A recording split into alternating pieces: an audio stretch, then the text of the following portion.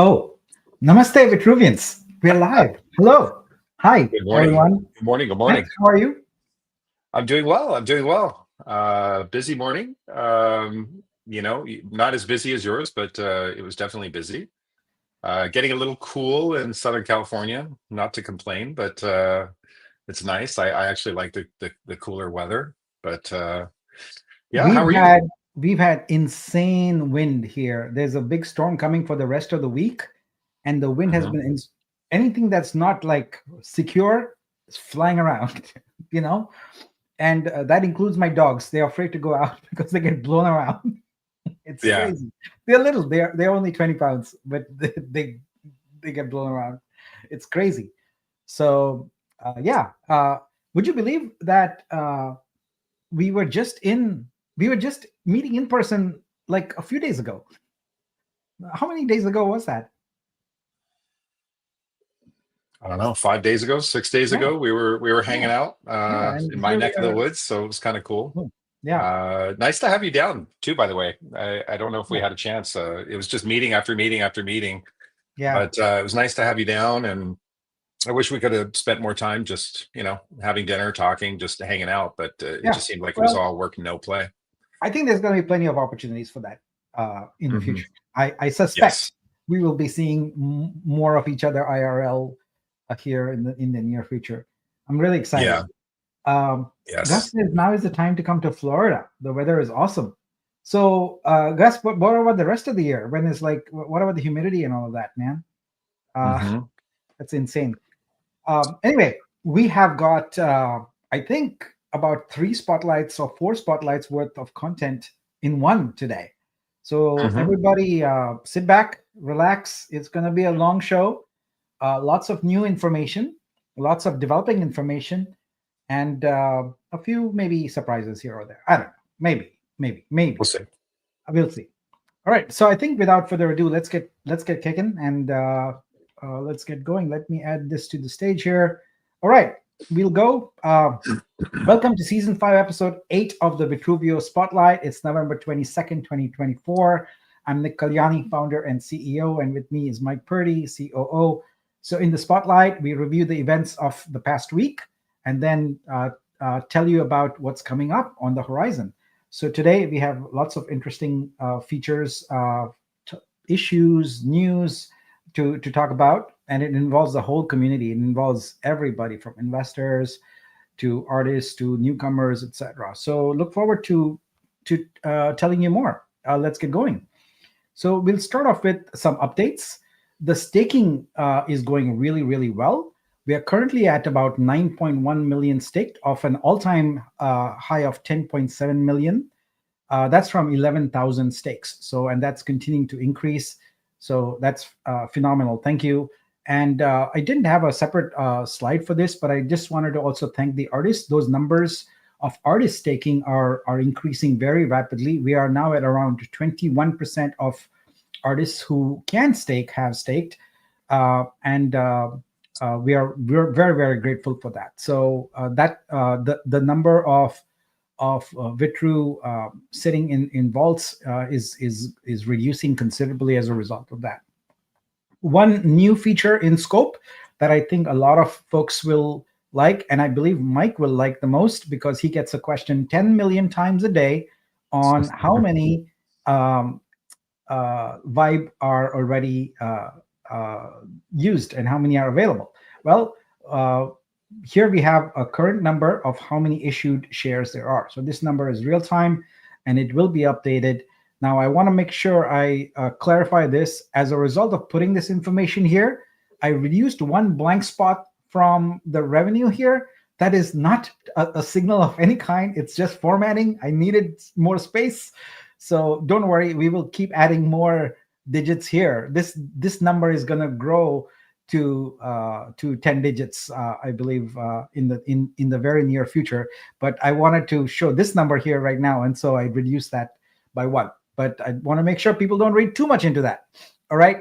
So that, and I know everyone's been asking for a new Vibe calculator. So we'll be releasing one of those. We'll be releasing an update on that next week. Mike, you get a lot of questions, I understand, about the Vibe issued shares. So I think this number will be good for you. Yeah.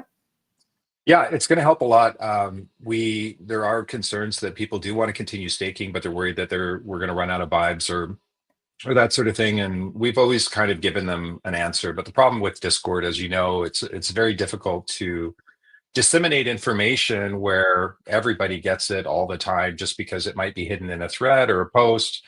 If it's a minor update, they may fail to check the minor updates. And so just having the feature there just helps a lot. It's just one less thing we have to get out to the community. So thank you for putting that out.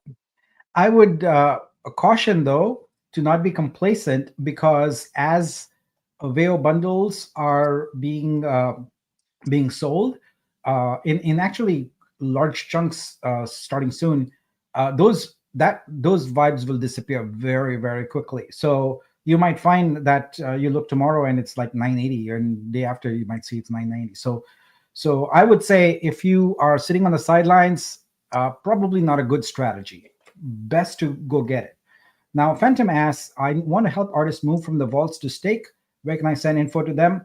There's actually nothing you need to do. Just tell them to go to Studio and hit the claim button. That's it. That's in the claim button right there is the ability for them to stake. They don't need to take any more action beyond that. When they click the claim button, they are presented with sliders that allow them to allocate their vault balance to their wallet and to stake. So the wallet is limited to 5%. You can only withdraw 5% to your wallet, but the rest can be staked. So it's as simple as that. All right, let's continue now. Let's go back and go on to the next update. Next update is with regard to the protocol. So as many of you probably observed, we had some gas manipulation issues going on the website.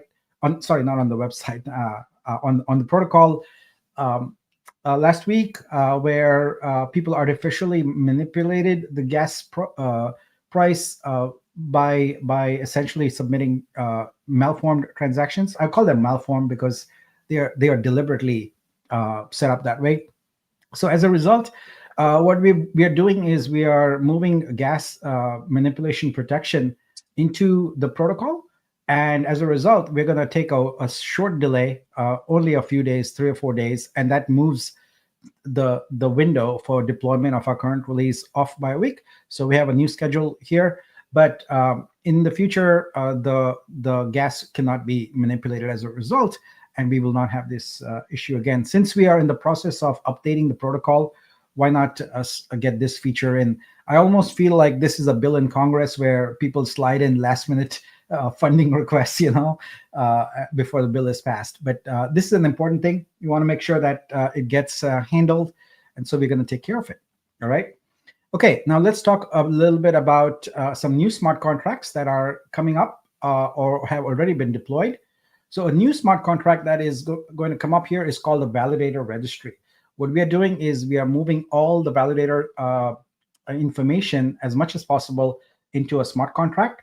And we are also making it possible so that all the payments, such as the VIP payments and any other claims that would be eligible, that validators would be eligible for, would come via this registry. So there wouldn't be any airdrops anymore, because I know those are manually done and it takes time and sometimes they're delayed. This makes it where it's automated and validators can go and claim the tokens or coins due to them on their own schedule. So that is coming up. We will also have metadata about validators in here over time. It's not going to happen overnight, but initially our goal is that this becomes the centralized registry of all our validators. Anyone can find it. And also you will find eventually performance data here, because what we're going to do is every month, as there is a threshold for performance, and the validator nodes that don't meet that performance essentially are not part of the sharing of the VIP, the perks. So that can then be translated into performance data very easily. That's very high level, albeit, but it is performance data. So anyway, this validator registry contract is coming up. I expect that it will be deployed this weekend. and we should be able to start claims. Validator should be able to start claims next week. Another contract that is already deployed is blocklist. Unfortunately, we have a bunch of bad actors in the community. They are not going to go away. There's going to be new ones to replace them, and we just have to be aware of that. So there are multiple classes of bad actors here, including, for example, creators who are also trying to circumvent the system. So with our block list now in place, what we are basically saying is we're going to continue with our decentralized ethos. But as far as our applications are concerned, we make it unwelcoming for those who are bad actors. It's really that simple. So if you're not playing by the rules, if you're causing harm to the community, your wallet, your vault, and all connected wallets, the wallets that you send funds to, all go into the block list, and then your all those wallets and your vault is effectively unusable in our ecosystem. So it will be for all apps. It doesn't matter staking, minting anything, etc. And we'll also make it a point to have it available to all developers. Actually, it is already available to all developers. So developers can also include that. So things like funds transfers, any kind of on-chain transaction action that involves a smart contract will essentially be useless. They will not be able to do anything. So that is the block list. Of course, what we want to do is we want to move toward even making that a little decentralized and be very responsible about this, because it is frankly a pretty I would consider it sort of a nuclear option. If your wallet gets on this block list, it's a nuclear option. You don't want to do that. So just follow the rules. Don't do bad things, and it's not a problem. For 99.99999% of people, it's not going to be an issue. But people who are deliberately trying to break the rules, trying to circumvent the rules, trying to create alternate wallets, etc., and thwart rules, we're going to put you on the block list. It's that simple. So, all right. Now Can I add something to that, Nick? Yeah, please do. So if you've been doing some shady stuff and you want to claim ignorance and you want to ping Arco or Biz, one of the mods in the system, I encourage you to do that, because this is going to be a shock and awe situation where at one point, once this feature is we already have the list put together of those in the community that have been doing some shady activities. So whether you're a creator, whether you're a holder, whether there's bot activity that's been, not really the best managed, there's going to be a shock and awe where everything is going to be done all at once, and you're going to be behind the ball. If you want to reach out to Biz and say, hey, I think I may be on the list. I just want to make sure. I haven't been doing anything, but in the beginning I made a few mistakes. Here's what I did. Turn yourself in. We'll clean it up. We'll give you a pass, and as long as there's no future activity. But I'm just telling you that we already have the list put together, or a preliminary list. And once it goes, it's going to go nuclear. So just a warning. If you've been doing something shady, turn yourself in to one of the mods and just say, hey, I just want to double check if I'm on the list. I might have done some things that are a little wacky. That's fine. Let's just we'll move on, and that will go a long way. But once if we don't hear anything, and once it's done, it's going to be done. So, all right, that's great. Let's move on to issues. So we know that in scope we have reports of incorrect vibe for some holders. We fixed an indexing problem with it, but it appears that a few users holdings are still not accurate. So we are working on getting that fixed. I don't have a full ETA because we're trying to diagnose what the root cause of the problem is. We solved it for almost everybody, but for a few users, it's still not solved. So I see some comments asking about that. I apologize for that.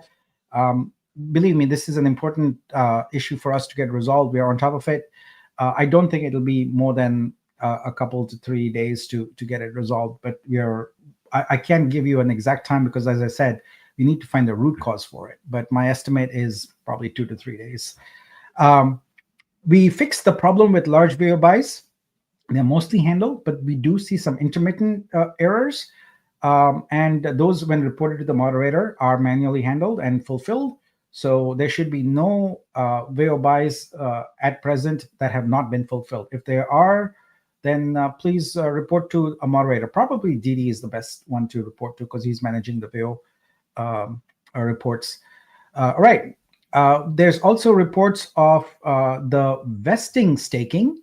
So your vested balance staking, where when you stake less than 100% of your vested balance, there's some issue with some coins. If you've had such an issue, please report it to the moderators. We'll make you whole. So essentially what has happened in this situation is a small portion that was not part of the 100%. Essentially, you might think of it as it disappeared, is what people are reporting.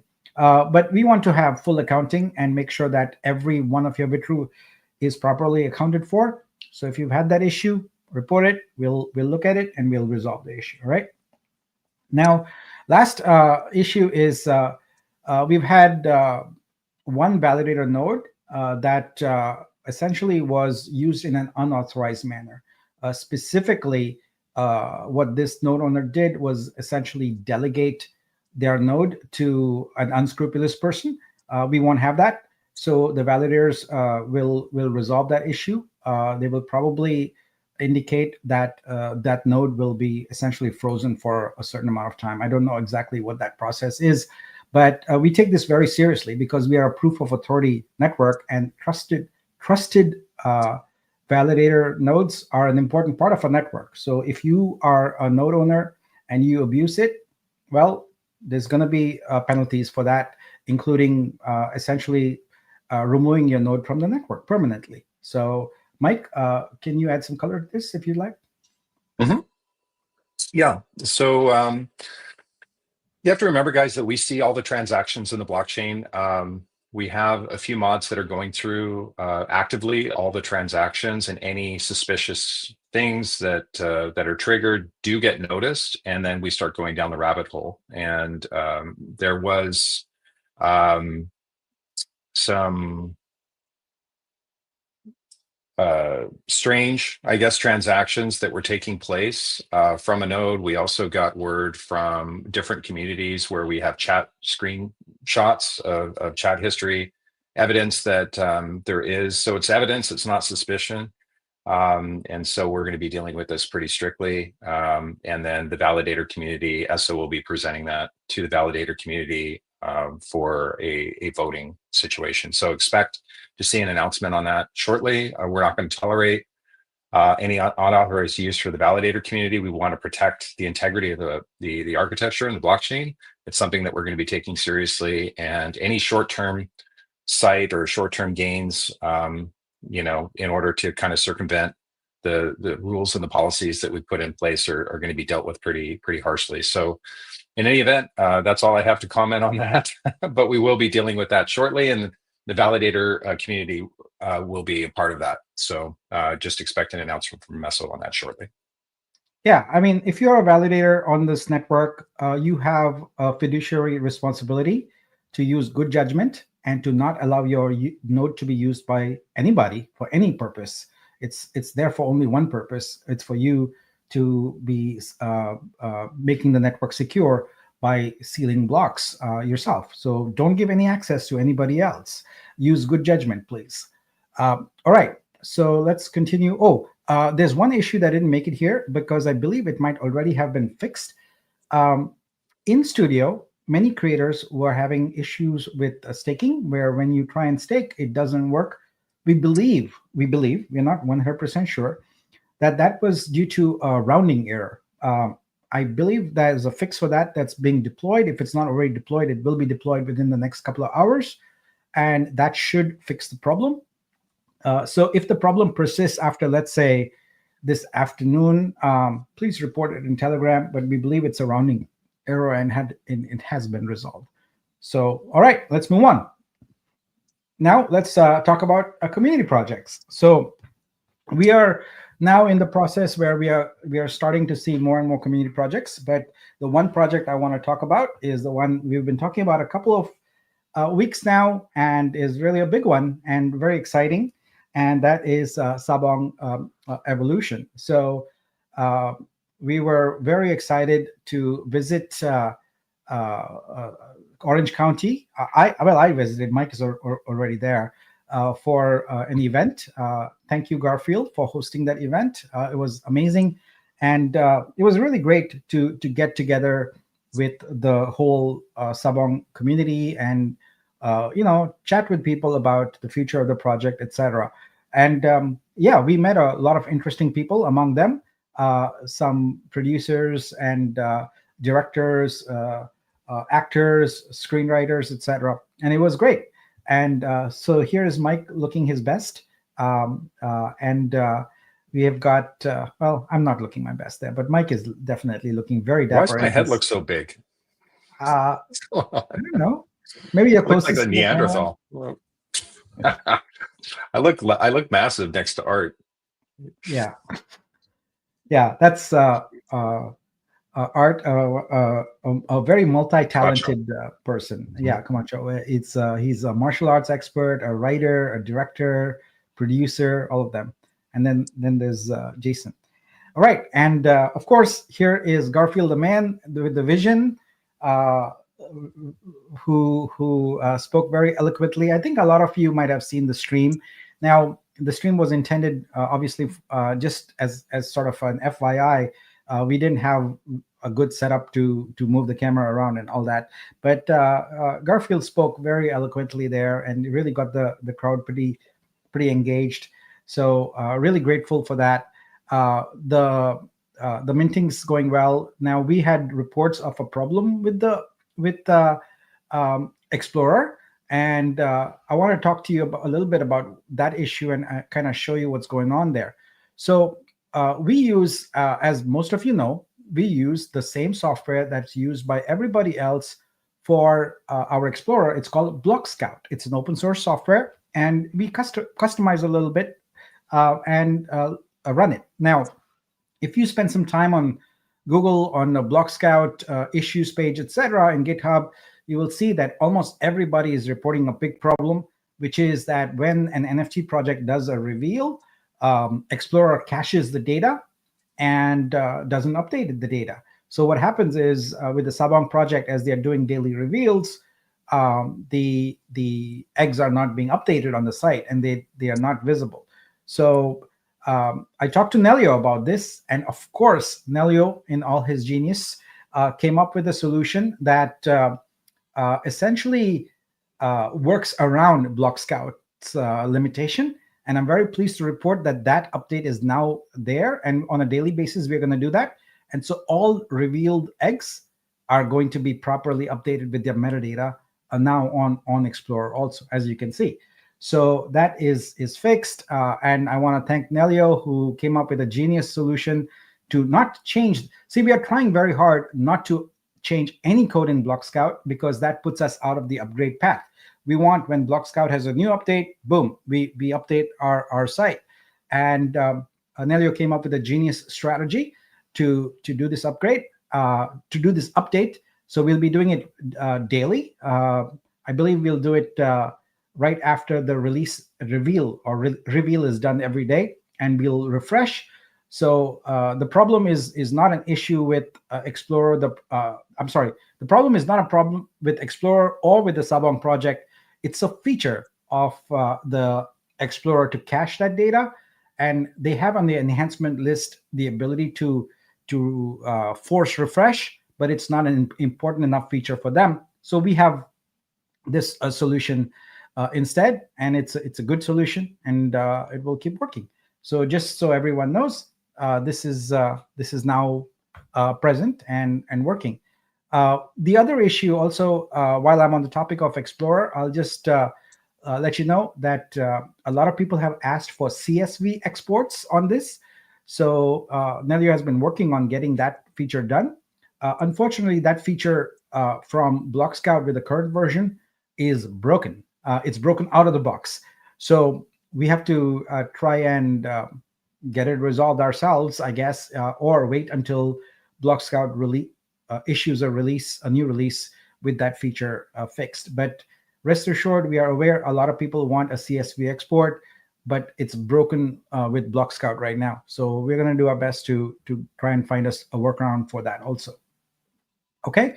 All right. Continuing there, I just want to point out that what happened at the investor meeting, there were around 50 or so investors there. And what Garfield presented to them is the investment package, which is really a joint sort of Sabong Vitruveo investment opportunity where 50 members are able to invest $25,000 each and get a share of the Sabong franchise and also get essentially Veo bundles. That's what it comes down to, and some bonuses with it. So very excited about this, and thank you again, Garfield. This strategic partnership means a lot, and I'm very grateful and humbled that you're helping us out on this. So thank you. And Nelio says, thank you. We are working hard to create amazing solutions for you. Yes, Nelio is the man. He's amazing, and he's constantly working in the background to make sure that everything, our systems, our infrastructure, and the features that we present to you are always working well. So thank you, Nelio. Appreciate that. Appreciate you. Appreciate Garfield and the entire Sabong team, who's really doing a lot for their project and for our blockchain. So thank you for that.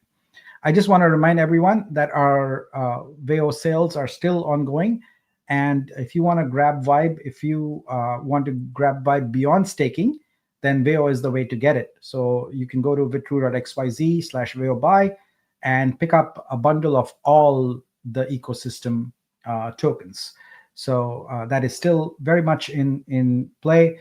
We will be updating the Veo site with the information about the Orbit NFT. You can still get it. There is no issues. We have plenty to go on there. So if you're thinking about, hey, will I be getting any of the Orbit NFTs? Yes, the answer is yes, you'll be getting them. All right, moving on. Let's talk a little bit about Exhibit. But before that, let's do a quick pulse check. Mike, are there any relevant questions that we should be taking right now before we go on to other topics? Not yet. I've been actively starring them, but I don't see any that we haven't covered or that we're not going to cover. Okay, great. So I think we're okay. All right. So I spend a lot of time giving Exhibit updates every week, and I try and slot it in for Fridays, but sometimes I get very excited and push the information out on X before, as I've done today. So the topic here that we are working on right now is creator levels. Now, all of us know that we've had a rough start, if you will, because of the bad actors. The artists themselves are doing great, but the bad actors have caused quite a bit of headache for our moderators, especially Arco, who's doing an amazing job making sure that we fend them off. So creator levels is a welcome feature because it allows us to actually make sure that the artists who are onboarded are in fact genuine, authentic artists. So what I want to present here is a creator level implementation. This has been modified slightly to deal with essentially reality. What happens is we have an idea for what we want to do. We present that idea, and then we start implementing it, and then we realize, oh, this needs to be changed a certain way, or the software doesn't work that way, so we have to work around it, etc. So that's the case with creator levels. We started working with our provider for the KYC, and we found that we have to make some alternate adjustments. And so this creator levels that we are presenting here is what is being implemented right now. So we still have 5 levels. We consider level 0 basically a gimme because everyone signs in with their email and it's verified anyway. So there's technically just 4 levels.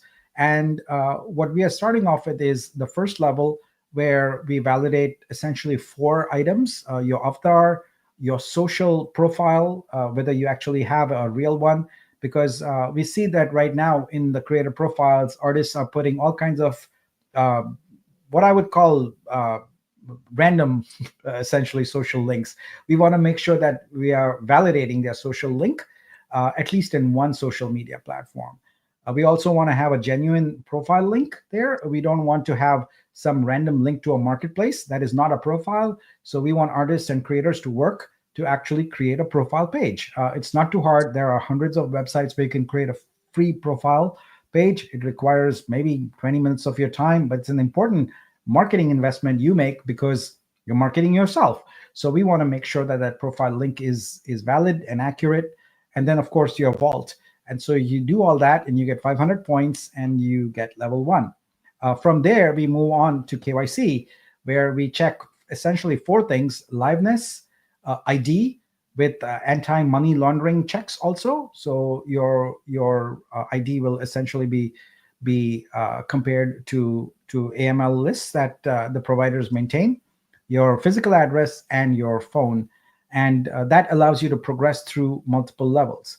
Now, in the initial release of this feature, it will be impossible for anyone to go beyond level 1. That's because level 2 has 1,500 points allocated for what are called facts. So these are claims that you make about yourself, whether you are attending, you were featured at an exhibition, you won an award, you had an article written about you, or something like that. So we are building out the claim checking and essentially evidence presenting system. And that will net you 1,500 points. At the point allocation is different for example, for exhibitions versus awards versus sales, etc. But what we want to do is get this thing going anyway. And so what we are doing is we are launching the creator level feature. We are expecting artists to get on board and finish the KYC. And what we will do is initially we will sort all the search results in descending order by the points you have accumulated. So if you've completed KYC, your artwork is going to be higher up and more visible than those who have not completed KYC. So I'm very pleased to report that Brazilian team was on fire and has a lot of this sort of already in progress. And we expect that by next week, we should be able to have an alpha version of this available. And very shortly after that, actually in play. So this is very, very exciting. This is an industry first. No one else in any Web3 art ecosystem has a feature like this. And this is going to bring the one thing that we have always maintained is top notch, is top of the mind for Vitruveo, which is trust. We can trust that the creators who are on board are authentic and really are real artists and not just scammers or copycats. And we'll eliminate a lot of that with this feature. So we are excited to fast track this and get it going. All right, continuing on.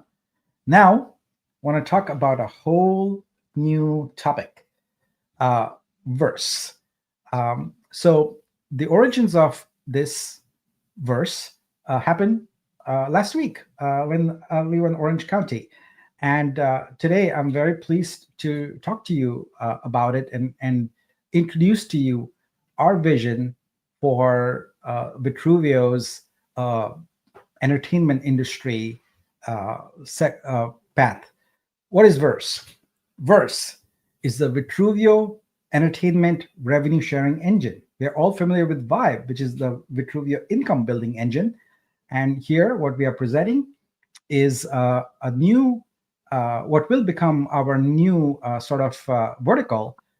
We have created a mechanism where we don't need to separate out movies and music, but we consider it a combined project called for the entertainment industry. So let's go through and learn all about it.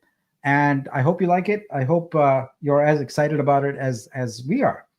So let's see what is the basis of Verse. Well, a Verse is a project to bring long-term income to the entertainment industry. Look, this is sort of our main focus, long-term. It's very easy to create projects that are sort of, hey, let's give you one sale or two sales or income for this week, etc. That's easy. To create something that's sustainable and long-term is much, much harder. And so, but we are up for the challenge. And Verse is about creating long-term income for the entertainment industry. So let's look at the problems that the industry faces. Movie and music projects find it very difficult to get funding. Similar to the art ecosystem, creators do not have a sustainable income. Most, you've got the upper echelon, the top A-list actors, etc., and they obviously don't have any problem. But a vast majority of the other creators, and remember, creators are not just people in front of the camera or in front of the mic, right? It's there's a lot of people behind the scenes also, and they do not have a sustainable income. So we are interested in solving this problem. So Verse helps project with initial funding. Now, I think a lot of people, when they think of Vitruveo and the entertainment industry, are going to immediately gravitate towards a similar solution to what we have for arts, which is, put things on chain. But that's not what we are trying to solve here. We're trying to solve the real problems. There is no problem that putting media on the blockchain is going to solve. It is really a solution looking for a problem. And so we're not interested in that. What we want to do is solve the real problems, which is the ones of funding. And so that's where we are going to address the problem for the entertainment industry. It's not about getting any media on the blockchain. It's not about streaming any media, at least for the moment. It is first and foremost about funding. What we're going to do is give the stakeholders of each project, including creators, a share of revenue from every other project. If that sounds familiar, it is. This is the magic solution, which is individually each project can grow, thrive, or fail. But if we include it and include revenue from all of the projects, all of a sudden we can elevate every project, and we can make every project a stakeholder in every other project, and therefore the whole ecosystem thrives. So that's basically our solution. It's the crux of our solution. I'm going to go into more detail in just a minute, but it's very important to recognize that instead of looking at projects as silos, we look at it as an entire ecosystem of projects, which could be music, which could be movies. Now, we are not going to tackle music right away. If projects come onto our lap, great, but we are focused on movies first. But this entire solution applies to the music industry also. All right, let's look at the Verse workflow. So we have essentially 5 stages. We have project inception, project fundraising, Verse funding, project production, and project profit sharing. So as I go into this, I want to make it very clear that as a Web3 solution, we have no interest in trying to reinvent the wheel, trying to get in the middle of what works beautifully. Movie makers have no problem making movies. It's just a fact. There is no problem there that needs to be solved. They have no problem getting the movie fully produced, getting it released, etc. The problem or the problems lie in the areas of money. The problem lies when the project starts and is not able to get funding. And the problem also comes with distributors who may not be completely honest and transparent and make it where they might show the movie in regions that they're not licensed or authorized for, therefore denying a movie producer's funding. So the problem is about funding in both the inbound and also the outbound aspect. And that's what we are focused on funding, on fixing. So let's look at how this workflow proceeds. So at the project inception, what happens is that we have the concept of a project team. Now, the project team essentially goes to a Verse Launchpad and adds their project information. They might include creatives, they might include videos, photos, whatever. If it's a movie, so you know what movies creatives look like. They have trailers and things like that.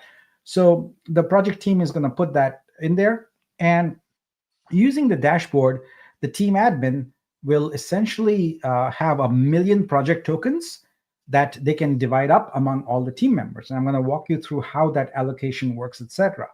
As I talk about this, it's very important for you to understand that we are kind of showing you this for the first time, we are thinking through this. We'll refine it, we'll enhance it, we'll make it better, etc. So none of this is carved out in stone at the moment. It's still an evolving kind of thing. But I felt, Mike and I both felt that it was important to kind of share this with you early on, and to get your feedback, because always getting feedback is helpful. So with each project, there's a unique token, and that token is divided up among all the stakeholders. 1,000,000 tokens, always a fixed amount of 1,000,000 tokens. Now, we know that most people who will be involved in these projects don't know anything about Web3, right? They don't have a wallet, etc. So it's important that this works very, very well with Web2. So an email address is the only requirement for each token assignee. They'll have a custodial wallet, and so on and so forth. And let's start with how the tokens are allocated. So 40% of the tokens are divided among the core team members. So this is the producer, the scriptwriter, the core team. Usually when a movie project is brewed, there is a small number of people, the core team, that brings it together. And so there's 40% of allocation for them. And then there are the creators. Now, the creators are going to come in bunches. So there'll be some, as they're signed on, they'll come on board. And as they come on board, tokens are issued to them, and there's a 35% allocation that is available to them. Now, in all this, you will see one thing that's very important. We don't want to get in the way of making any kind of decisions about who gets what, etc. That's entirely the team's business.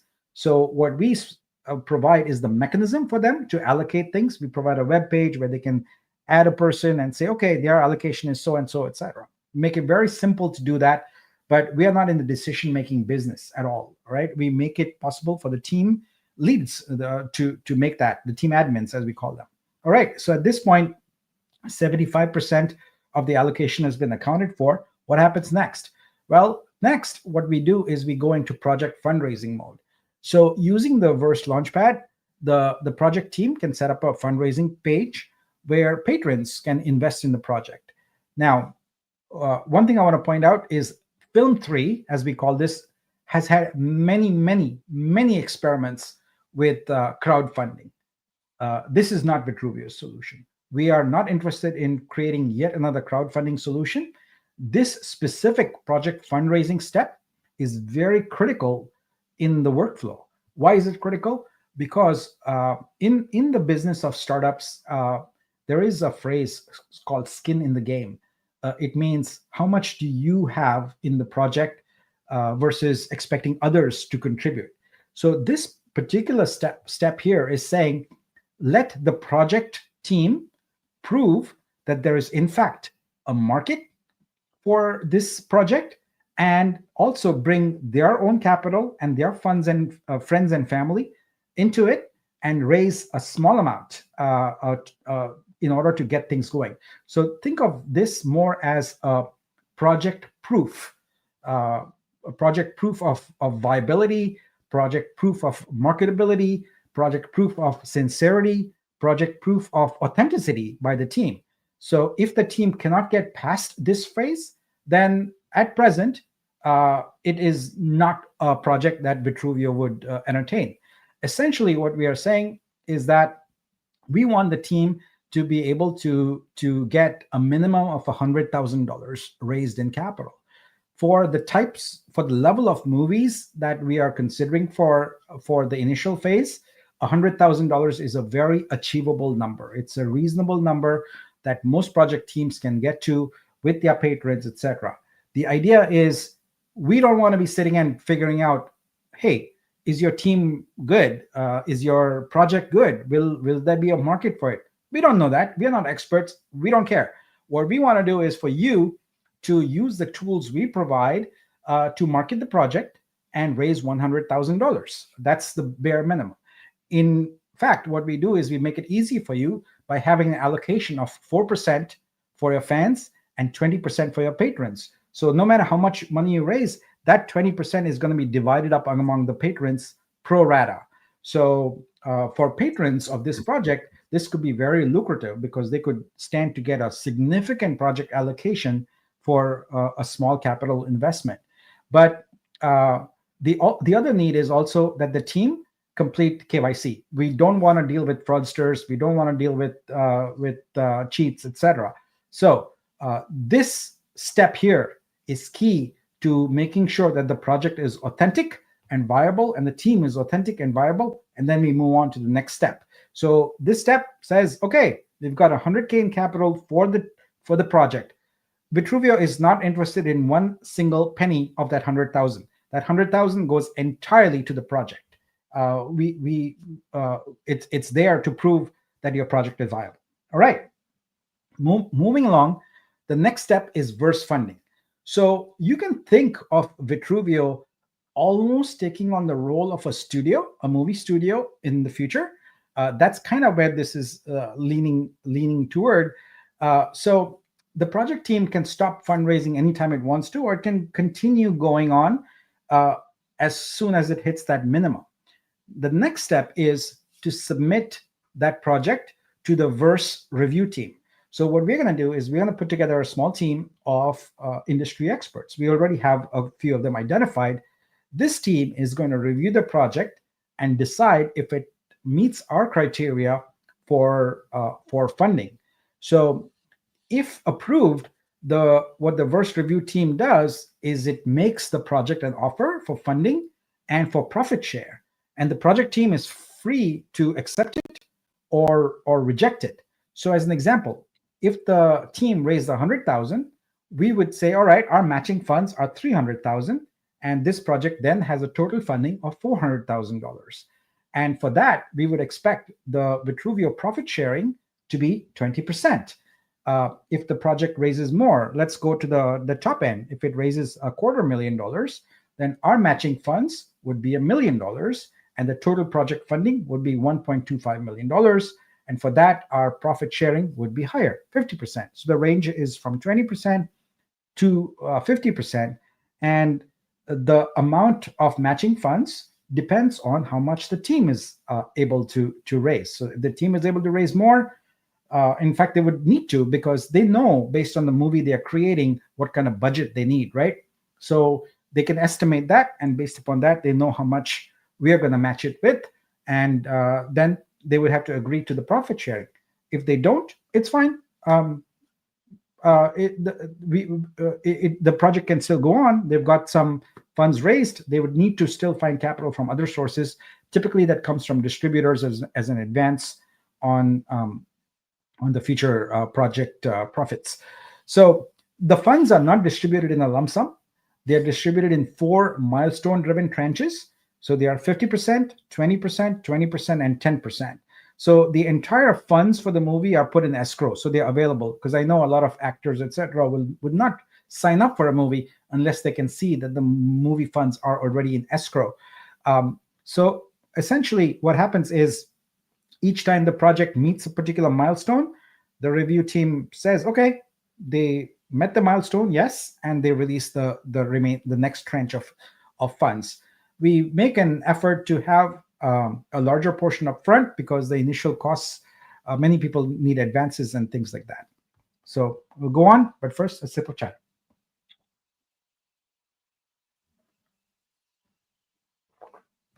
All right.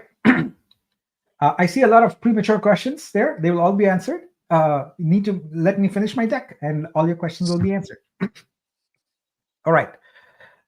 So at this point, the project has its patron funding plus its first verse funding tranche, and the project can begin production with the goal of achieving each milestone, so additional tranches of funding can be received.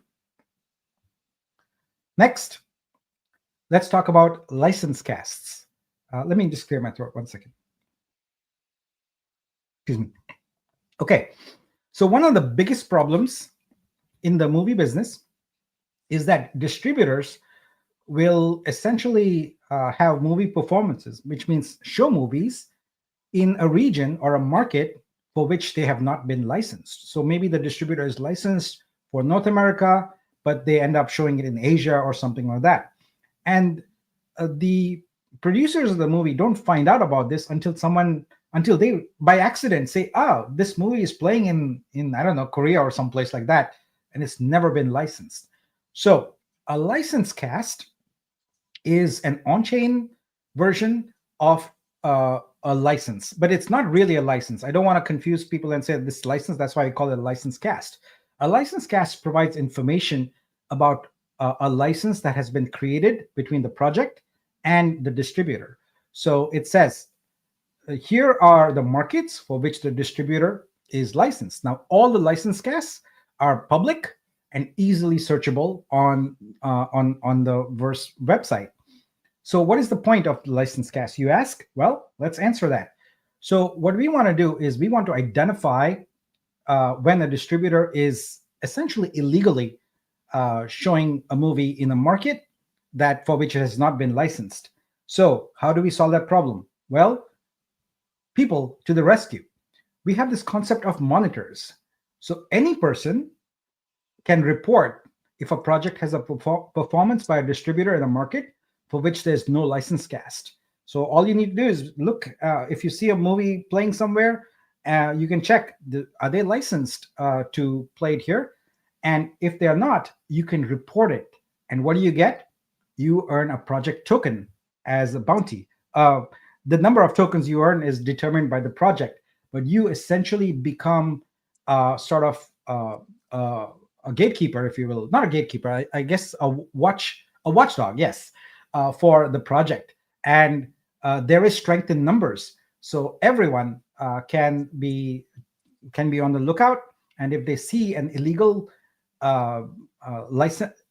illegal performance of a licensed project, they can report it and earn money.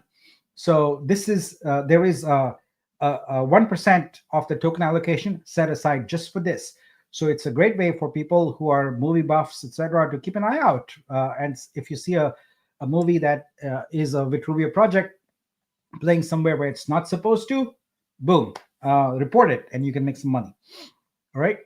So now, how does the project profit sharing work? So until now, the project tokens are basically in a silo. They're isolated unto itself. The project has received funding through Verse, and the project team is legally obligated to deposit the agreed upon profit sharing into the Vitruveo contracts. So as a part of the whole project setup, there are legal agreements that go into place. Now, when the first profits start coming in, then and the project team deposits them, that's when they become part of our ecosystem. Until then, they're just a separate project that we've funded. But the moment they do that, what we do is we trade their tokens, their project tokens, for Verse NFTs. These Verse NFTs have a proportional number of shares. So now all the creators, all the team members, all the patrons, all the monitors, everyone in that project who had a project token becomes part of the Verse family of tokens. And their individual token that really had no value now has value for the whole ecosystem. So combining all movie project and all music projects together, you get into that. And now your share of that Verse NFT is eligible for a lifetime of revenue in perpetuity, always, forever. So, but if you choose to essentially thwart the legal process and not provide that, what happens is your project remains siloed. It does not get this huge benefit. Now we are putting in mechanisms. We will put in mechanisms in the future to make that flow of funds automated. But initially, it will be a sort of an honor system to go.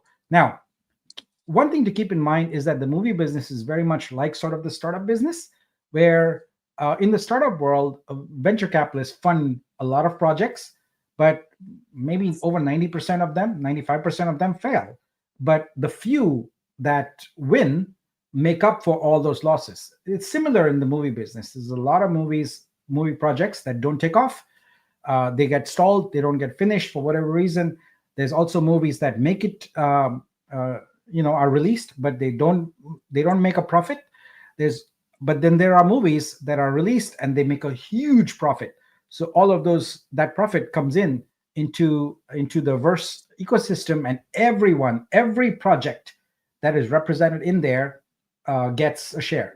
Now, it's very important to recognize that you cannot get into it until the project actually shares its own profit. So if you have no profits to share, then you will have no share of the Verse ecosystem profits. But the moment you contribute to the profits, you also become eligible for the entire ecosystem's profits. So now projects are incentivized to deposit the agreed upon profit share percentage for two reasons. First of all, they have a legal obligation. And secondly, they're not going to get Verse revenue sharing in perpetuity unless they do that, right? So it's important for projects to do that. Initially, we are going to work with projects that we know so that we can sort of smooth out this whole system and make sure it works very well. And I would imagine that our first maybe even 20 projects are going to be with people we know and we trust, so we can make sure that the system works before we turn it over to and make it where anyone can submit sort of a project. Now, let's look at how the project profit sharing splits. So the first thing that happens is when a project submits its profit sharing into the Verse ecosystem, what we're going to do is we're going to take 100% of the profit sharing deposits and make sure that they are applied to the original Verse funding amount. So if they got, let's say, $500,000 from the funding pool, then we're going to put back actually 150%. So we're going to put back more than that was used to fund the project. So then if there's anything left over, here's how it's going to get split. 75% goes into the rev share pool for everybody. 15% is used for Verse operations because we have to essentially manage the project. And here we go. 10% goes into the Vibe rev share pool. So 10% of every movie and every music project that makes it into Verse, their profits go into Vibe. So I've always maintained that Vibe is the gateway to much future success. And this should demonstrate to you that it's huge. This is going to be colossal. And just think about, how many movie projects, how many music projects that we can have, and all their profits. 10% of it goes right into Vibe. So what is the project impact on Verse? So each new project that's added to Verse, it takes away funds from our project funding pool. So we have a pool that we've set aside to fund these projects. It adds Vitru to the rev share pool. So as the project is done, rev share comes in. It also puts funds back into the funding pool. So when a project is successful, its funds come right back in. But if a project fails, of course, we've lost those funds. It's just like venture capital, where you make bets on projects that you feel will succeed, but you can't guarantee anything. That's the way the market works. And so you might lose all that money. But then the Verse revenue is gets divided into more shares, because remember, every new project that brings in profits is also going to bring in 1 million tokens that are added into that pool. And so that pool continues to grow. And it also is adding funds. So the scale of it continues to also grow. Now, one of the things we want to do is make it where it's not inflationary. So any Verse NFT holder who makes a claim can do so, but then they burn 50% of the shares for which they are making a claim. So this makes it, this prevents Verse from being inflationary. So even though with every project 1 million shares additionally get added, whenever someone makes a claim, 50% of their claim amount shares get burnt, and therefore it reduces the supply. This incentivizes people to not make claims as often. Just make a claim when it gets substantially large and you want to get a chunk of it, but otherwise let it sit and grow there. So this is important. And here, what I would like to present is sort of an overview of the whole system. I teased you with an empty slide of this here, and now we can see how the whole thing works. So basically, we have entertainment projects. I call it entertainment because it could be movies, it could be music. Just bear in mind that we are starting off with movies, and we'll graduate into music. So the first thing that happens is that you have USDC project funding. That actually is going to translate into US dollars because movie projects don't know anything about crypto, and they shouldn't. They will get funded in plain old US dollars. So that's the first path, that goes out. Movie gets made, and then hopefully we have profit coming back in. And how does that profit get split? 4 ways. First, put back the original funding amount into the pool, then put 75% into the rev share pool, and 15% for verse operations, and 10% for Vibe. What happens with that rev share pool? Well, it gets divided among everybody, so everyone can go and claim that. But remember, when you claim, you burn 50% of your the amount of shares that you're claiming. So that is essentially the overall model of verse. Now, the big question everyone is going to ask is, well, how are you going to get initial funding for this? Well, our plan is to get 10 million US dollars initially through sales of verse NFTs with shares priced at $100 each. We are going to essentially make this available to institutional investors. This is not a community fundable project. I don't think it's going to be that way. This is for institutional investors and angel investors. That 20% of the funds are going to be used for verse development and marketing, and 80% will be immediately deposited to project funding pool. So right away, we'll have $8 million available for movie projects. And believe me, we have a lot of movie projects already lined up. We've talked to producers and are excited about that. In addition to the USDC that comes from institutional investors, we also want to make verse available to our community. And so 10 million Vitru is an allocation there. So up to 25,000 verse shares will be available for anyone in the community who has Vitru to buy for 400 Vitru each. The only caveat there is the revenue share claims are locked for 1 year. That's it. So after that, you're free to claim, and it's a regular verse NFT share, but this is available for our community. So those of you who are holding Vitru will be able to essentially buy into the verse ecosystem right away. So as is the spirit of Vibe, rising tide lifts all boats. That is the spirit of verse also. You can get a copy of this deck at vitru.xyz/verse. Before I ask Mike for some comments, I do want to point out one quick thing, which is our roadmap. So verse is not something that we are ready to just jump on and tackle right away. There's a lot more planning that has to happen. We are allocating all of December for that. We're going to have meetings with more producers and people in the movie industry. And we are essentially allocating Q1 of 2025 for both fundraising and execution of this. This is not an overnight thing. This is going to take some time. And so you have an idea of sort of the timeline here. We are very excited because being able to work with people in the movie industry who actually have viable projects is very exciting. And it doesn't mean then that we are a solution looking for a problem. We are working in concert with them to bring this vision to life. And we feel that it is the first time that any solution has been contemplated in Film 3, which with such a broad industry-wide possibility of impact. We are very excited about it and looking forward to bringing verse to life. Mike, comments from you? Yeah, there's a lot to comment. Yeah. When you and I kind of went through this after the meetings with, obviously, guys, the reason why we wanted to accelerate the film features because through Garfield's contacts, through the producers, through the film directors, this production company has somewhere around 40 films in production right now.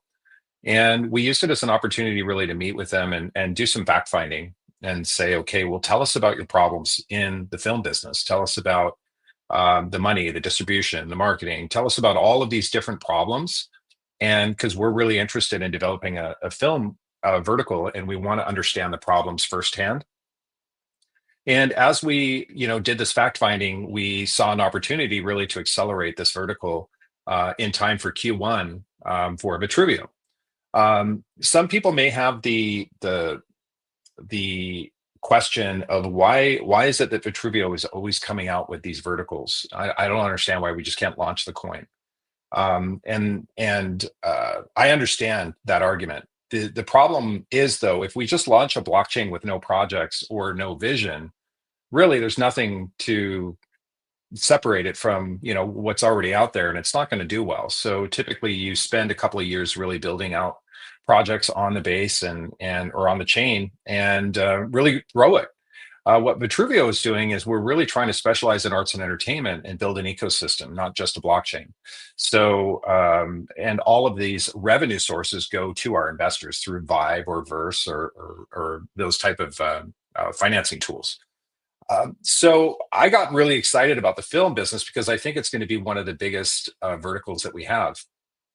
Entertainment is not just a need, it's a want. People need to vent and sit down and unplug and get involved. And I think there's so many problems that we found within the Web3, not Web3, I'm sorry, within the film business. I actually have, I'm a part of a TV show right now that I do photography for, and I'm very familiar with the industry, the TV industry, as well as the film industry. And I have a number of friends, obviously being close to Hollywood, and I've had a number of friends over the year that are in the business.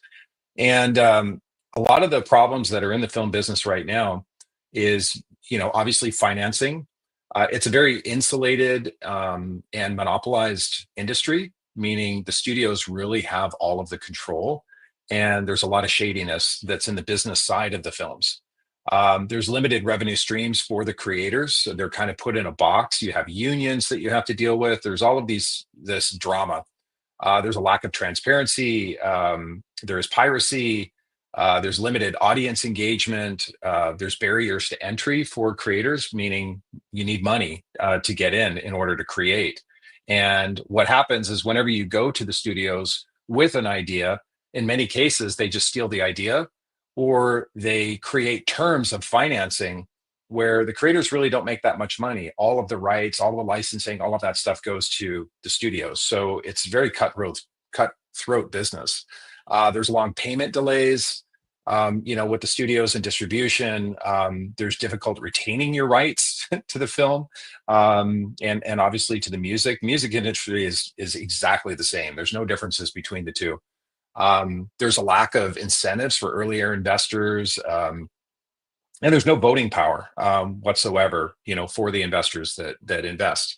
So we saw an opportunity to really just start looking at solving these problems using Web3, and I think that we've come up with a really good solution in order to tackle that.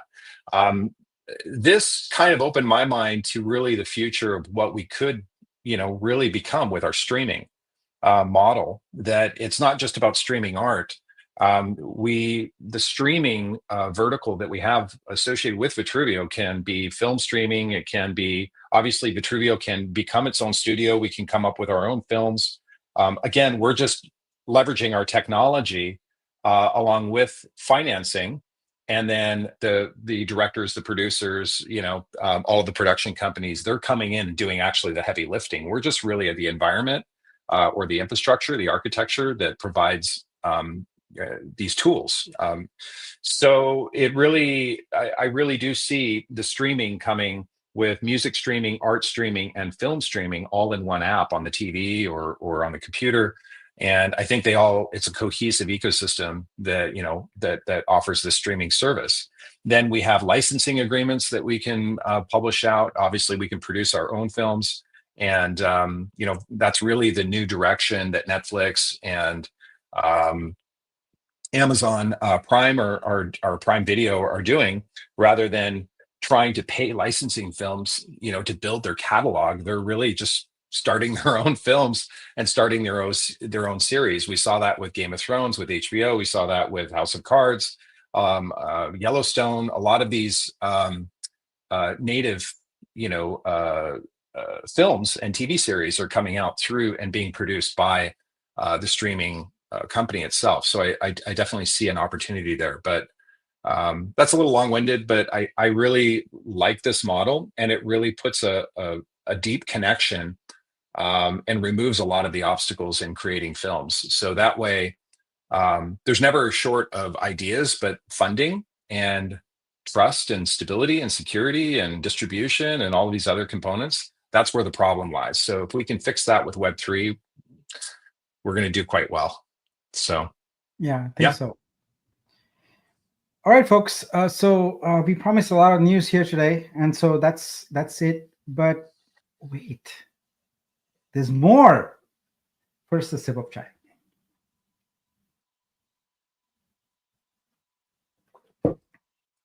Mike, should we just end the stream here or Yeah, continue? that's fine. I'm I going think to we'll hide. continue. We'll continue. All right. Yeah. So, folks, December is very festive, and there are plenty of red and green candles, right? It's the holiday colors. They're all over, right? So what we've been talking about a lot, and we are very interested in different candles. We have different candles in mind. So our mission is to find the wrap Vitru floor and red candle on our decks. So we've got a decks, and right now we've got our circuit breaker on there. So the reason for that is we want to be able to have that red candle here.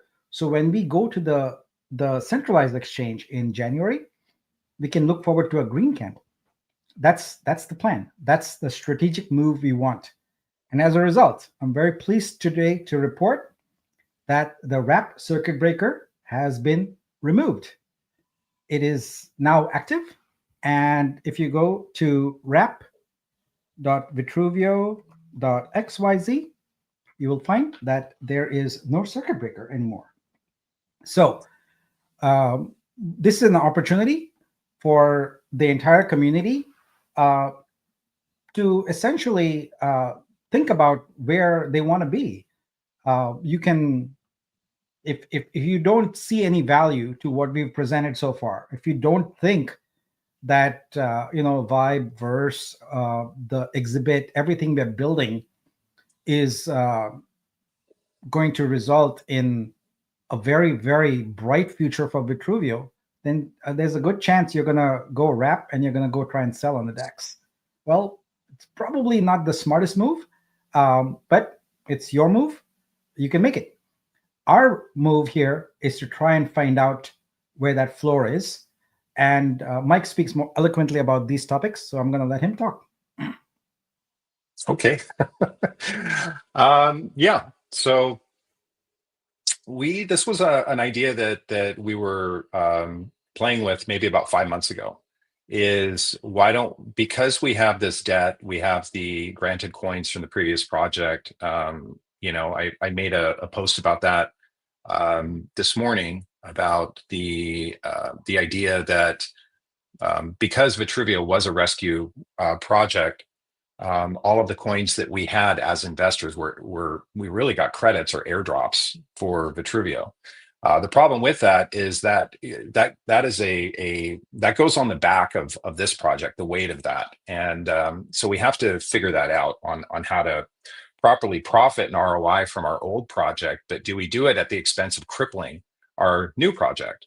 And that's really the battle that we've been kind of dealing with for the past 5 months is how do we go to market with this pending debt and not strangle the profits and strangle the momentum going in and launching this new project that we have called Vitruveo.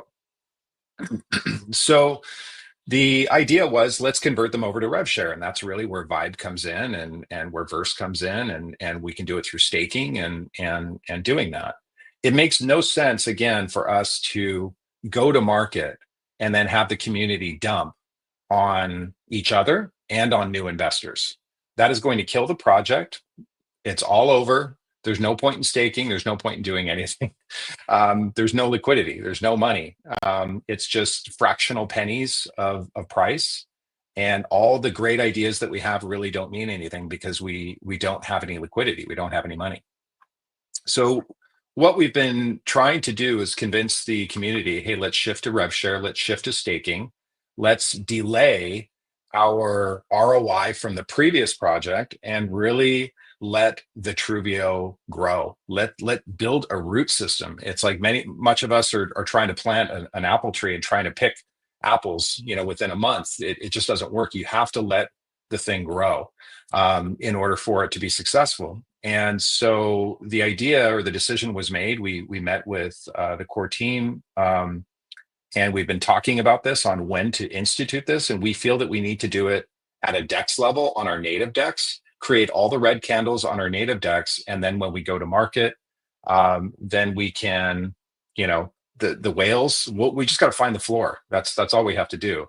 And at that point, once we establish the floor, the whales are going to buy, it'll settle down at a certain price. All the paper hands have gone. The people that don't want to be in the ecosystem, they're gone. We've established the floor price. Now we can go to market with that floor price on a layer 2, central exchange, get all new money in. All the remaining holders are long-term holders. Those funds are staked, and we all profit. We all, create revenue. Those that want to exit at 23 cents or 27 cents, be my guest. It's up to you guys. But dumping on each other is not really going to create sustainable income for creators, or, you're not going to ROI. So let's wait, stake as much as we can, let the protocol grow, and we're all going to benefit from it, in 6 to 12 months at least. So that's the plan. Did I sum that up okay? Absolutely. We want to say bye-bye to the people who don't believe in the project. Yeah. Please go right ahead and enable the people who do believe in the project to buy some Vitru for cheap, get some vibe, and look at a very, very successful future. Because we've got, as you can see, as we just demonstrated, we've got some very big plans. This is not by any means a project that is about getting some tokens and flipping it. It's not your stupid meme coin project. This is one of lasting value, of changing people's lives. And actually, it's one of also innovation, because we've got a lot of innovation packed in here. They're going to change industries. And if you don't want to be part of that future, if you don't have the foresight to see that, please, leave us. We have a great community of people who believe in it and are supportive, and we want to support them in return and make sure that they have a long-term sustainable income and much financial success. Mm-hmm. So, yeah. I see a bunch of people already wrapping. That's yeah.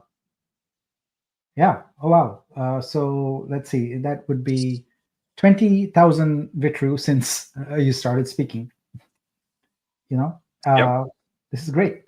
So what we're hoping is, obviously, we're hoping that the price goes down. I know that sounds counterintuitive, but that's actually what we want. Is we do want the price to go down as much as possible. I'm going to be accumulating Vitru because obviously I'm a long-term holder.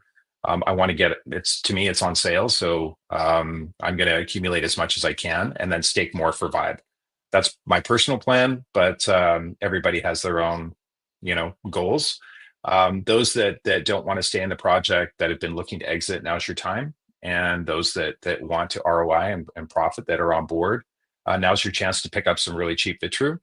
And then once we're ready, once we feel like we have the floor, at that point, we're going to be executing a pretty exciting plan that we've been working on in order to get new investor capital. So yeah, so sit tight. Let's enjoy the show.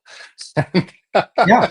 And see over the next week what happens. And yeah, we'll kind of build on that. But I'm excited. I've been wanting to do this for 5 months. So I'm excited. This is going to be an exciting weekend. I did promise you at the beginning that we've got lots of interesting news. So strategically, just so you know that we are gearing up towards our January, right? We want all these red candles here So when we go, we find the floor, and then it's smooth sailing from there. And get those green candles going. So yeah, Mhm. certainly this is an opportunity here this weekend for people to pick up a lot of Vitru for cheap and get some more valuable vibe in exchange. Mhm. All right, I think that is it for today. Yes, that is it. So thanks everyone. I think we can take some questions now. I Yeah, believe there are some, so we can take some. let's go. We've got a few. Some of these have already been answered, but we'll kind of we'll double tap if we've already covered it. So can we pay Vitru with the Orbit NFT? Yes, you can. That will be the buy page. The Orbit buy page is still in production. We've just been working on this movie thing. A lot of times, guys, I do have to address this. Things like Vortex, things like the Vitro plan, things like Orbit, all of these things. It may seem that we're biting off too much, and I agree. I feel the same way sometimes, but the truth is that we have to go to market with a viable product, not just a blockchain, but also projects on chain, and then develop an identity, that we're going to be marketing. And at certain points, we didn't expect this film thing to come out of the blue, but it did. And so we really have to capitalize that and strike on that because we're very passionate about it. And it's a need, not a want. Um, so, forgive us if sometimes we made expressed, hey, yeah, we're going to have the VO launch page done on this page, or, done on this date. Guys, we're trying to hit those those things, but sometimes when there's just two of us, we have to kind of prioritize. And but we will. The short answer, Mystique, is yes, you'll be able to do that. And also, Mike, I just want to point out we can walk and chew gum at the same time. Yes, yes. But we can't sing songs. Walk, chew gum, and Mm. sing song. Um, Exhibit question: will we eventually be able to swap or sell VUSD? Nick? I don't understand the basis of that question because the purpose of VUSD is as a stable coin for use in purchasing art. Um, you can buy VUSD right now directly from Search. There is a link, uh, but once you have that, you use that to buy art, and that's the only way you can essentially deal with that. There is not a mechanism at present to swap it back, although there might be in the future. Speaking of VUSD, I just want to be very clear and transparent to the artists that we don't want, our experiment. I call it an experiment because we are going to learn, of finding the floor for Vitru comes with a bit of risk. We don't have in our inventory an endless supply of Vitru in the treasury to give away. So the price for the VUSD is going to be anchored for 25 cents when someone buys your artwork and we do the exchange. That's temporary until we are trading on a centralized exchange, in which case then we'll go back to the market price. But we know right now that essentially the price is going to go down all the way, right? And that would mean that our VUSD conversion would be astronomical. We would run out of inventory immediately, and we cannot do that. So we have anchored the price at 25 cents for that. Okay, great. Could we have dollars worth of art sold today counter, please? We can do better than that. I have the team working on an analytics page with a bunch of other analytics. It's just not. Remember, I always say this: we have to get our foundational project built, the which is exhibit, which is with the MVP, minimum viable product. Once that's done, we have a long list of cool features that people want, including analytics and things like that, and we will add that. But our focus initially is on having all the features that we want in the project fully built out. So that's creator level, stores, stream. The basic versions of all of those have to be in place before we entertain extra features. Yeah. So definitely a coder question. Will we need to implement IPFS to support verse? We already have implemented IPFS to support verse. Can you explain that, Nick? IPFS is interplanetary file system. It's a glorified way of saying decentralized file storage. RVeeve and IPFS are the two leading ones. It is currently not feasible, not technically feasible, to put large files on a blockchain. It becomes, even with the low gas prices we have, it's inefficient and cost prohibitive to store media on the blockchain. So what you do is you store the media actually on separate file system, and you store a pointer to the media on the blockchain.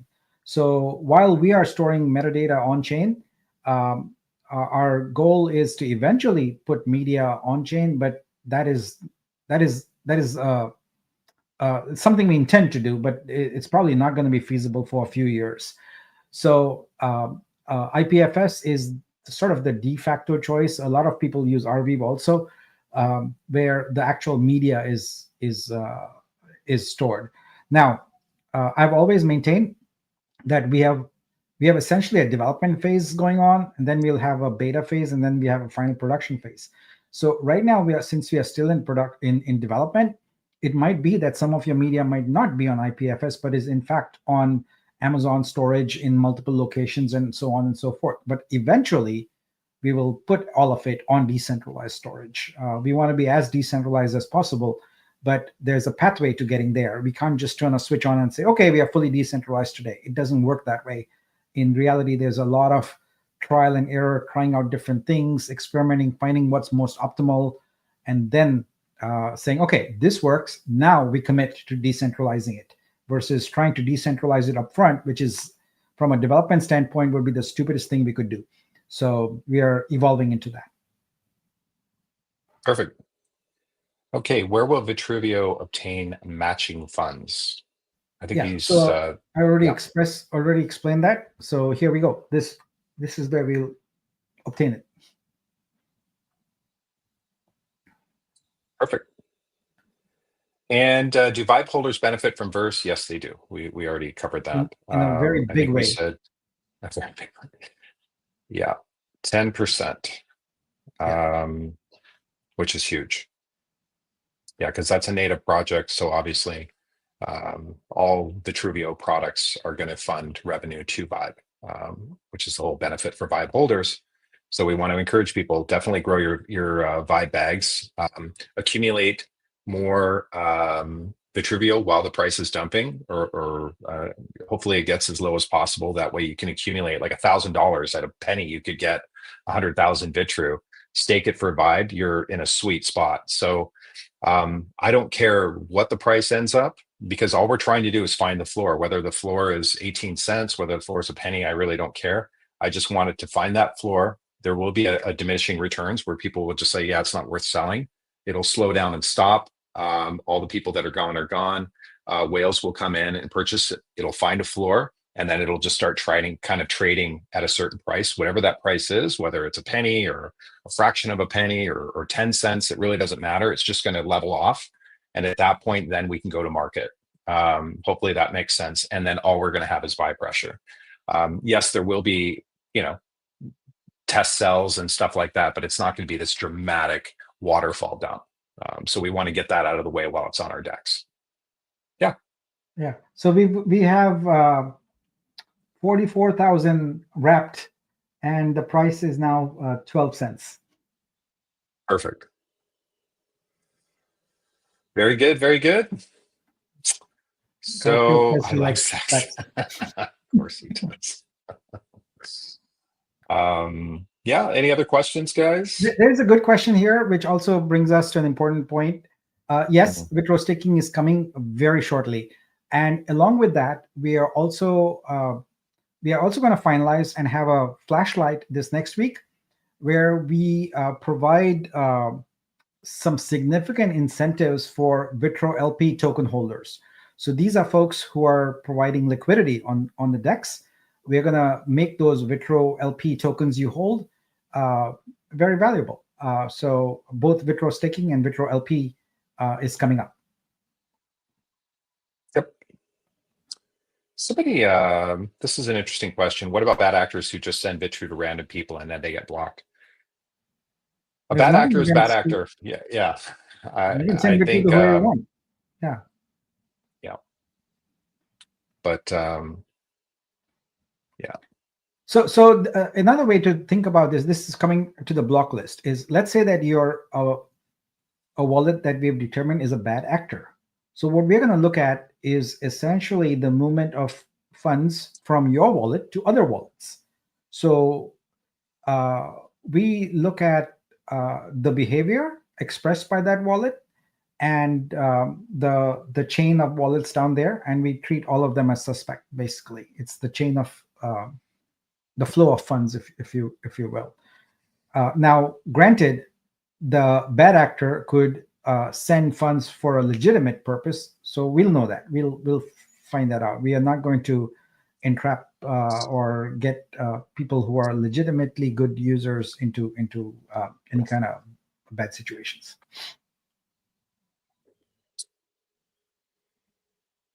Yeah. Any other questions, guys? I think that's what people mean. We will be mindful of that. It's not a problem. Mm-hmm. All right. So have fun buying Vitru this weekend. It's available, and I wish much luck to the people who are selling. Please continue onward. May you have much success in your journey, and look forward to seeing that vibe number go up. Remember, we've got all those Sabong investors coming in hot and heavy, fast, and so that vibe will go down pretty quickly. So what's it right now? Let's see. Yeah, I don't think it would have changed in the time we. Oh, it did change the time we put there. I stand corrected. Yeah, so it was 928 when we started. It's 929 now. So it's going, folks. Mm-hmm. The workflow that I think would be good is pick up some cheap vibe on some cheap Vitru on the decks, and go stick it and get some vibe.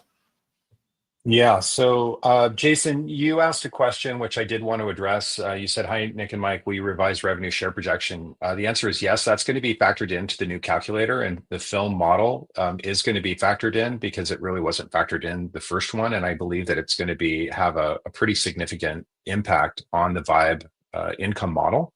So definitely, we're going to be working on that over the next few days. So expect an update on the Vibe calculator 1.6 or 2.0 or whatever we're going to name it, Nick. Yeah. We'll have an update for you on that, and I'm actually really excited to see that. So we're going to try to factor in all the native projects, update the streaming, update all the revenue sources. So yeah, it's very cool. I'm so jazzed. Yeah, and it's like it's so cool that Art, Jason, all these guys are ready to go, and they have contacts as well, so they're just opening the door for us, saying, let's do it. You guys build the model, and let's get to work. And so we have the projects. So that's definitely half the battle, which is great. Very, very exciting. All right, I think it's a wrap here, guys. Thank you very much. This was very, very exciting. We've not released so much news in one spotlight in a bit, and this was a big one here. Stay tuned now. We are going into the holidays here, and we're going to be busy working on getting to the centralized exchanges. And don't be surprised if we are going to continue with extreme speed on exhibit, as we've demonstrated, but don't be surprised if the movie part also moves just as fast. The game part is going to take a little bit longer because it's slow, but the art and the movies, we're going to accelerate very fast and have results for you practically every week. So with that, wish you all a happy weekend. And I believe for a lot of people with kids, it's Thanksgiving break, so you should have some fun with your families this weekend. And at least I will be, I know. So thanks everyone, and we'll see you again in a flashlight next week, and then also in next week's spotlight. Yep. All right, guys. Thanks so much. Have a great week. Bye.